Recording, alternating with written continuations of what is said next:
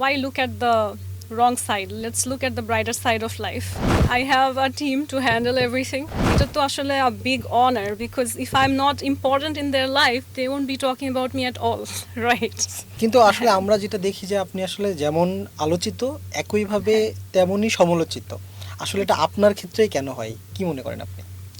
I see it as a good thing কারণ আমার মনে হয় যে মানুষের জীবন খুব স্বল্প এবং প্রত্যেকটা মানুষের নিজস্ব জীবনে অনেক স্ট্রাগলস আছে সেই জায়গায়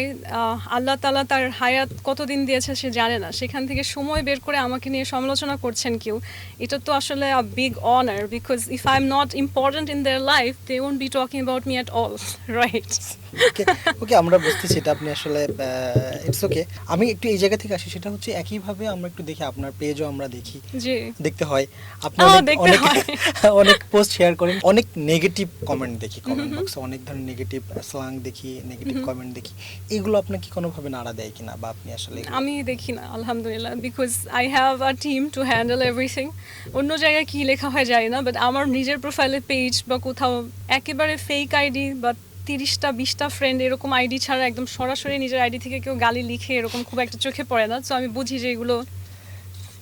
যে করছে তার সাহস থাকলে বা সে যদি আসলেই মিন করতো তাহলে নিজের আইডি থেকেই লিখতো বাট আমার একটা ভালো টিম আছে ভলান্টিয়ার দে কন্ট্রোল এভরিথিং আর আমার দেখার আগেই তারা রিমুভ করে দেয় সো দ্যাট আমার মেন্টাল স্ট্রেস না হয় আর আপনি যেরকম বলেছেন যে নেগেটিভ কমেন্টস এখনও যদি আপনি আমার সামনে ওপেন করেন দেখবেন যে নেগেটিভ কমেন্টস যত আছে তার চেয়ে বেশি পজিটিভ কমেন্টসও আছে so why look at the wrong side let's look at the brighter side of life